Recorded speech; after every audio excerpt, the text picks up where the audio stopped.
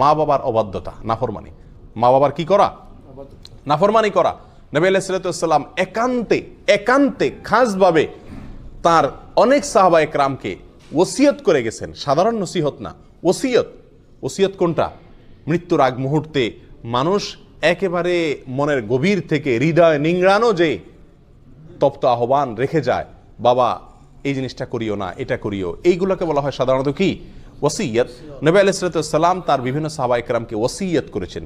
ওসিয়ত শব্দ ব্যবহার করেছেন সাহাবা একরাম, যা আমাদেরকে রাসূল ওসিয়ত করেছেন মা বাবার নাফরমানি যেন আমরা না করি। যত বড় নির্দেশই করুক না কেন, মানতে আমার যতই কষ্ট হোক, মা বাবার নির্দেশ যেন আমরা লঙ্ঘন না করি। মনে যতই না বুঝুক, মনের সঙ্গে যুদ্ধ করে হলেও মা বাবার নির্দেশকে সবকিছুর উপরে দিয়ে রাখতে হবে। প্রিয় ভাইরা, কোরআনেও আল্লাহ সুবহানাহু ওয়া তাআলা আল্লাহর সঙ্গে আল্লাহর ইবাদত করতে হবে, আর কারো সঙ্গে কি করা যাবে না? শিরিক করা যাবে না।